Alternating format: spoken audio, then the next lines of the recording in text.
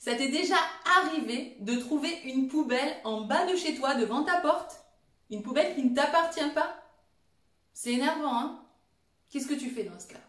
Bon, on en parle juste après. D'abord, je me présente, Sabine Thomas Fermaux, libératrice de puissance émotionnelle. J'aide les femmes à identifier le gros caillou qui les limite et qui les empêche de vivre leurs rêves. Et ensuite, je les aide à libérer toutes les émotions refoulées, les peurs, les blocages, et à faire de la place en elles.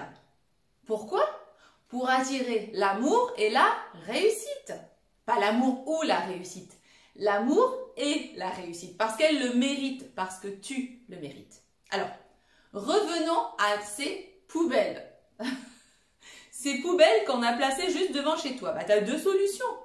Soit tu les enjambes, puis peut-être qu'à un moment, il faudra que tu les enlèves, mais bon. Tu peux pendant un certain temps les enjamber. Ok. Bon, ça va un petit peu te freiner au moment de sortir chez toi ou de rentrer chez toi. Puis ça va dégager une énergie pas géniale. Mais bon, c'est un choix. Et tu peux aussi les enlever. Alors c'est sûr que laisser ou enlever une poubelle, c'est pas un acte très compliqué. Par contre, pour ce qui est de ce qu'on a déposé en toi depuis que tu es né, c'est-à-dire peut-être de la violence, des paroles, des actes de violence, ça peut être... bah oui, malheureusement, ça existe. Il faut l'accepter. Ça peut être aussi des émotions refoulées. Ça peut être des peurs, des croyances, des blocages. Tellement de choses, des projections. Parce qu'on nous projette en permanence des choses que l'on prend sans même le vouloir, sans même l'accepter. On le prend sans même s'en rendre compte. Mais c'est fait. Et tout ce que tu as en toi, eh bien, ça prend une place effroyable. Bah oui. Mais c'est comme la poubelle qu'on a laissée devant chez toi. Personne va l'enlever, ce qui a été mis en toi. Il y a juste toi qui peux décider à un moment de t'en débarrasser. Mais bon, je te dis pas que c'est facile. Là, pour le coup, c'est beaucoup plus compliqué que de sortir une poubelle. Mais moi, perso, je l'ai fait. Parce qu'à un moment, j'en avais marre. Bah oui. J'en avais marre de me sentir limitée. Non, je ne me sentais pas limitée, je l'étais complètement. Je voyais ce que j'avais envie de faire, je voyais en quoi j'avais envie de contribuer. J'avais des ailes qui ne demandaient qu'à se déployer. Et puis non, ça faisait genre 2 ans que j'étais comme ça, à ne pas comprendre pourquoi rien ne se passait alors que j'avais tout mis en place. Ben oui, ça faisait des années que je lisais. Le domaine du développement personnel, je peux vous dire, les rayons là, je les ai épuisés. Et puis les formations, les ateliers, les stages, les échanges avec d'autres personnes, avec des thérapeutes, avec des coachs, avec des psychologues. Oui, mais bon, à chaque fois, c'était le mental, le mental, le mental et le mental. Est-ce que le mental nous permet d'aller au fond de nous? Non. Non, parce que le mental, il a plus peur que nous. Tu vois, le mental, il a plus peur que nous. Parce que le mental... Moi, je vais dire, je le vois comme une espèce de mère poule. Il s'inquiète en permanence. C'est-à-dire que il imagine, pour lui, en fait, tu es toujours l'enfant. L'enfant qui a subi. Mais en fait, ce qu'il oublie, c'est que tu n'es plus du tout un enfant et que tu n'es plus une victime, que tu es un adulte et que tu ne subis plus les choses. Tu les vis. Et puis après, tout dépend de ta manière de vivre les choses.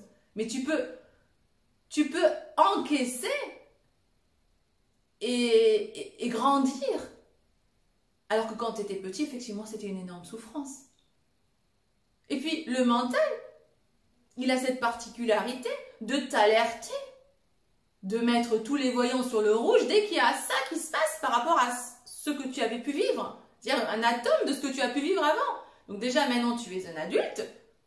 Mais en plus c'est même pas ce que tu avais vécu, c'est juste quelque chose qui lui fait penser à quelque chose que tu as vécu quand tu étais enfant. Et là, il met tous ses signaux sur le rouge. Et là, il fait attention, attention. Et du coup, t'y vas pas. Non, tu vas pas aller régler tes problèmes.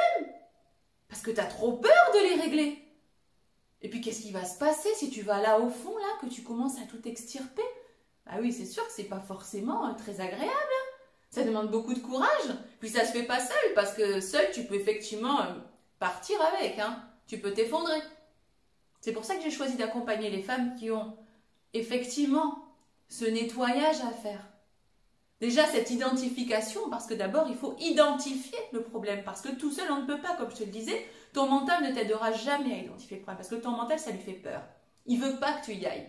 Donc, à la limite, il va même te faire croire que c'est autre chose. Et toi, tu peux le croire pendant des années. Et tu te dis, ben mince, je comprends pas, j'ai fait tout un travail sur moi et j'ai toujours pas réussi à m'enlever ce blocage. Mais c'est quoi, en fait? Et puis là, souvent, tu culpabilises parce que tu te dis, bon, c'est moi qui dois être trop nul, quoi. Franchement, tout le monde y arrive sauf moi. Mais non, c'est pas ça. C'est juste que pour ces choses-là, on a besoin de se faire aider. Donc moi, ce que je te propose, c'est de t'offrir une séance clarté d'1 heure. Puis pendant cette séance, tu vas me dire ce qui bloque, puis tu vas aussi me parler de tes rêves, puis on va voir ensemble ce en quoi je peux t'aider pour y accéder à ces rêves. Parce que tu mérites quand même mieux. Tu mérites mieux qu'une vie limitée où tu regardes de l'autre côté de la rive et qu'en fait tu dis, bon, qu'est-ce que je fais, je rame. Et peut-être même qu'aujourd'hui même, tu en as marre de ramer. Donc, je t'invite à programmer une séance clarté. Ça me fera vraiment plaisir de te connaître. Et puis, tu peux aussi t'abonner pour voir plus de vidéos, de publications, pour recevoir mes courriels. Si tu le souhaites, j'en envoie un par semaine. Je mêle un petit peu l'écriture, c'est-à-dire que il y a des personnages, je passe de récits issus de la réalité à d'autres issus de mon imagination. Et puis voilà, je m'amuse et je pense qu'en m'amusant, c'est le meilleur moyen pour aussi donner du plaisir aux personnes qui vont me lire. Voilà, donc je te souhaite une très très bonne journée. Je te dis à très bientôt et je t'embrasse. Ciao!